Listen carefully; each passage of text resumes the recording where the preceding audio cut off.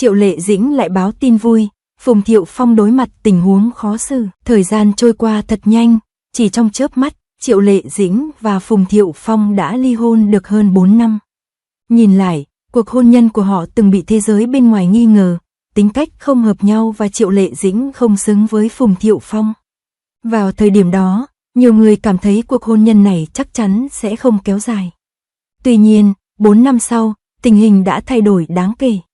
Có vẻ như ngày càng không rõ ai xứng đáng với ai, và kết quả thì đã quá rõ ràng. Gương mặt Trung Quốc đầu tiên trong lịch sử trở thành người phát ngôn toàn cầu đã có bước tiến đáng kể trong lĩnh vực này. Và thông báo này không chỉ làm thăng hoa, bạn có thể làm điều đó một cách dễ dàng. Điều đáng chú ý hơn nữa là quảng cáo khổng lồ của cô xuất hiện ngay tại quảng trường thời đại ở New York, nơi được mệnh danh là ngã tư của thế giới. Màn trình diễn như vậy một lần nữa chứng minh được sự tăng vọt về giá trị thương mại của cô. Cảnh tượng này cũng khiến nhiều người chợt nhận ra rằng trong 4 năm qua, địa vị của Triệu Lệ Dĩnh và Phùng Thiệu Phong đã leo lên và tụt hậu rất xa. Nhìn vào những tuyên bố ngày nay rằng Triệu Lệ Dĩnh không xứng với Phùng Thiệu Phong, có vẻ thật bất lực. Sự thật đã hiện hữu trước mắt. Ai có địa vị cao hơn, ai cần, xứng đáng hơn với người kia không còn là trọng tâm bàn tán nữa. Thành công của Triệu Lệ Dĩnh không phải là ngẫu nhiên, lá bài chủ của bà là sự tích lũy từng tác phẩm một. Trong mắt nhiều người, Minh Lan Truyện chắc chắn là huy chương vàng bất tử của bà. Bộ phim này có độ nổi tiếng cao đến mức hiện nay nó vẫn được ưa chuộng trên các nền tảng lớn, mang lại cho cô đủ vốn liếng để tồn tại trong một thời gian dài. Tuy nhiên, Triệu Lệ Dĩnh không hài lòng với điều này, cô không còn dựa dẫm vào hào quang của quá khứ nữa.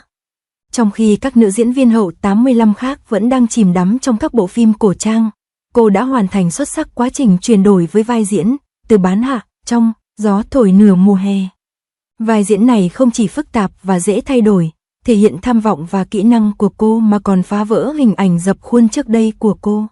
Thành công của vai diễn này đã mở ra cánh cửa mới cho sự nghiệp của cô, chứng minh rằng Triệu Lệ Dĩnh không chỉ có thể đảm nhiệm tốt các bộ phim cổ trang mà còn có thể thử sức với những vai nữ sâu sắc và chân thực hơn. Hành trình biến đổi của Gió mùa hè chỉ là điểm khởi đầu. Trong bộ phim tiếp theo, Điều 20 của đạo diễn Trương Nghệ Mưu, bà mẹ khiếm thính, Hạo Tú Bình, do cô thủ vai đã trở thành một vua bom khác. Mặc dù không có nhiều cảnh quay, nhưng diễn xuất của cô lại gây sốc, và đạo diễn Trương Nghệ Mưu đã đích thân chứng thực điều đó, nói rằng cô hoàn toàn thoát khỏi những nhãn mác của quá khứ. Trong giới đạo diễn Trung Quốc, đánh giá của Trương Nghệ Mưu có ý nghĩa rất lớn. Ngày nay, không có gì ngạc nhiên khi các thương hiệu xa xỉ như Givenchy, Longines và De Beers đã chìa cành ô liu cho cô. Sự công nhận của thị trường vốn dành cho cô là điều hiển nhiên. Triệu Lệ Dĩnh không chỉ có thu nhập cực kỳ cao, nhưng tình hình của Phùng Thiệu Phong có vẻ hơi khác một chút. Mặc dù có nhiều tác phẩm nhưng thành tích của ông trong những năm gần đây có vẻ không được như mong đợi. Ví dụ, bộ phim truyền hình Núi, Sông và Ánh Trăng mà anh thủ vai chính không nhận được nhiều phản hồi sau khi phát sóng, thậm chí còn có nhiều lời chỉ trích cho rằng kỹ năng diễn xuất của anh ngày càng trở nên dập khuôn. Phân Sao Phân có khí chất như Phật. Trong những năm đầu, thái độ bình tĩnh này đã từng giúp anh ghi thêm điểm. Quy luật của thị trường luôn là, nếu bạn không tiến lên, bạn sẽ tụt lùi. Khi những diễn viên khác đang làm việc chăm chỉ, thái độ Phật giáo này có thể dễ bị hiểu lầm là thiếu tham vọng. Sự thay đổi trong thị hiếu của khán giả cũng khiến diễn xuất của Phùng Thiệu Phong dần trở nên quá thoải mái và thiếu đột phá. Không giống như Triệu Lệ Dĩnh dồn hết tâm huyết cho vai diễn, Phùng Thiệu Phong dường như vẫn giữ được phong độ khá thoải mái và tình trạng này dần được phản ánh trong giá trị thương mại của anh. Một số thương hiệu mà anh từng hợp tác trước đây đã không gia hạn hợp đồng sau khi hết hạn, rõ ràng đây không phải là một dấu hiệu lạc quan. Tệ hơn nữa là Phùng Thiệu Phong thường xuyên được giới truyền thông chụp ảnh, diện mạo hoàn hảo cùng thần thái ngày càng mạnh mẽ của anh hoàn toàn trái ngược với mọi lần xuất hiện của Triệu Lệ Dĩnh. Ngay từ khi bắt đầu cuộc hôn nhân, mối quan hệ này đã không được thế giới bên ngoài ủng hộ. Năm 2018, khi họ công bố kết hôn, Internet tràn ngập những lời bàn tán. Có người cho rằng Triệu Lệ Dĩnh là diễn viên bình dân, muốn kết hôn với gia đình giàu có, và cô kết hôn với người có địa vị cao hơn vì Phùng Thiệu Phong. Suy cho cùng, một người là con trai của một ông trùm dệt may ở Thượng Hải, còn người kia là người địa phương ở Hà Bắc. Người hâm mộ của Inh thậm chí còn ngừng theo dõi cô vì họ nghĩ rằng cô đã bị tình yêu làm cho mù quáng. Trong một cuộc phỏng vấn, Phùng Thiệu Phong đã hỏi Triệu Lệ Dĩnh với vẻ bối rối, em thực sự thích anh, hay em đến với anh chỉ để kết hôn? Câu này bộc lộ chiều sâu nội tâm của anh ta, một người đàn ông dường như có mọi lợi thế trong mắt thế giới bên ngoài, nhưng lại nghi ngờ động cơ của người kia trong một mối quan hệ thân mật. Điều này chỉ phản ánh sự thiếu tự tin vào sức hấp dẫn của chính mình. Cảm giác an toàn của Triệu Lệ Dĩnh luôn đến từ chính bản thân cô. Cô ấy đã làm việc chăm chỉ từ khi còn trẻ và những thành tựu trong sự nghiệp chính là niềm tự tin của cô ấy. Điều cô ấy cần là một người bạn đồng hành có thể chiến đấu cùng mình, chứ không phải một quý tộc yêu cầu cô phải dừng lại và chiều theo ý anh ta. Nhu cầu cốt lõi của hai người không nằm trên cùng một kênh ngay từ đầu.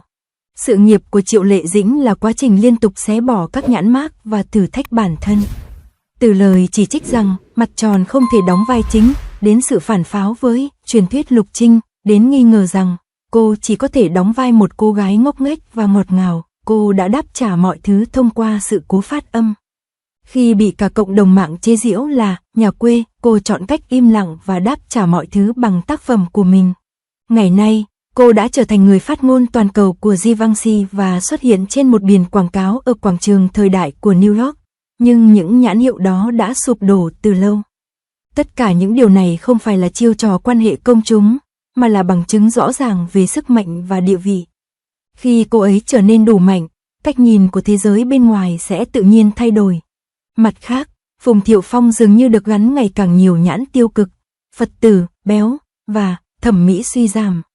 Những lời này dần thay thế cho khí chất bát hoàng tử hay thiếu gia trước đây của anh.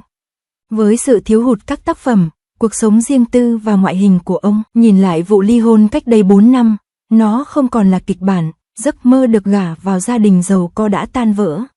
Một trong số họ tiếp tục leo lên và theo đuổi những đỉnh cao hơn, người còn lại chọn ở lại một gian nhà trên lưng chừng núi và thưởng ngoạn cảnh đẹp.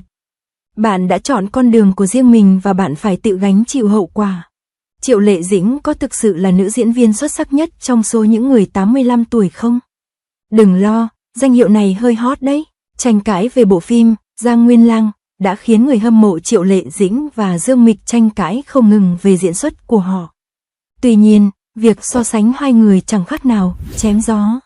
Thật đáng suy ngẫm, từ khi nào Triệu Lệ Dĩnh đã âm thầm trở thành chuẩn mực diễn xuất, được công nhận trong số 85 bông hoa. Liệu danh hiệu này có đứng vững trước sự soi xét kỹ lưỡng? Khoảng cách tinh tế giữa lời khen ngợi và sức mạnh, không thể phủ nhận rằng nỗ lực và thành tựu của Triệu Lệ Dĩnh là điều ai cũng thấy rõ. Từ nữ chính trong những bộ phim tình cảm lãng mạn đến nữ chính trong những bộ phim nghiêm túc, quá trình chuyển đổi của cô đều hiện rõ mồn một. Vai diễn từ bán hạ trong Gió thổi nửa mùa hè và Gió thổi nửa mùa hè đều là minh chứng rõ ràng cho việc cô đã bứt phá khỏi vùng an toàn và tìm kiếm sự công nhận cho khả năng diễn xuất của mình. Cô sở hữu một khối lượng tác phẩm đáng ghen tị, và trong số các nữ diễn viên cùng thời, quả thực đây là điều độc đáo ở Trung Quốc. Tuy nhiên, dù nổi tiếng, khó có thể che giấu những hạn chế trong diễn xuất của cô. Khi tính cách nhân vật rất phù hợp với khí chất của cô, chẳng hạn như Tuyết Sơn năng động và tự nhiên trong Ánh Dương của tôi, San, cách diễn giải của cô ấy rất tự nhiên, nhưng một khi những cú sốc cảm xúc mãnh liệt của các nhân vật được chạm đến, chẳng hạn như tham vọng và sự đấu tranh của Subansia, sự kiên nhẫn và bùng nổ của Sung Minh Lần, cô ấy, cách diễn đạt này thường có vẻ không đủ và không thể truyền tải được cảm giác nghẹn ngào, khó quên, và do đó, cảm giác đắm chìm của khán giả bị giảm đi rất nhiều. Trình bày một chiều các ký tự phức tạp, một khó khăn khác của Triệu Lệ Dĩnh trong diễn xuất là khả năng diễn tả các nhân vật phức tạp ở nhiều chiều không tốt. Triệu Lệ Dĩnh đã khắc họa chính xác vẻ ngoài dịu dàng và trầm lặng của Minh Lan, nhưng lại không thể hiện được hết sự nhạy bén, tính toán và cảm xúc bị kìm nén mạnh mẽ của cô. Các nhân vật vì thế có vẻ mỏng manh, mất đi nét quyến rũ riêng biệt của tác phẩm gốc. Điều đáng lo ngại hơn nữa là áp lực thành công chóng vánh trong môi trường điện ảnh và truyền hình hiện nay, vốn đang chạy theo tốc độ và giao thông, khiến diễn viên ngày càng có ít thời gian để hòa nhập với cuộc sống và trau dồi vai diễn. Mặc dù Lý Dĩnh có tham vọng, cô vẫn phải làm việc trong dây chuyền lắp ráp tốc độ cao này. Trong môi trường sản xuất đồ ăn nhanh, diễn viên không có cơ hội đắm mình vào trải nghiệm và gặp khó khăn trong việc thể hiện bản thân. để rèn luyện kỹ năng diễn xuất đủ để đảm nhiệm những nhân vật có chiều sâu. Không có cách nào nhanh chóng để đạt được kỹ năng diễn xuất thực sự. Công bằng mà nói, trong môi trường giải trí trong nước hiện nay, đặc biệt là giữa 85 bông hoa của thế hệ này, diễn xuất của Triệu Lệ Dĩnh đã vượt qua giới hạn. Cô ấy có sức hút khán giả rộng rãi và sự nghiệp vững chắc. Tuy nhiên, vẫn còn một khoảng cách giữa đạt chuẩn và xuất sắc, cần thời gian và công sức để lấp đầy. Dư luận đã ca ngợi nó đến mức hàng đầu, thật khó để có thể cảm nhận hết lời khen ngợi vào lúc này. Không có con đường tắt nào để nâng cao nghệ thuật biểu diễn. Thời gian là tiêu chí duy nhất để đánh giá chất lượng của một diễn viên.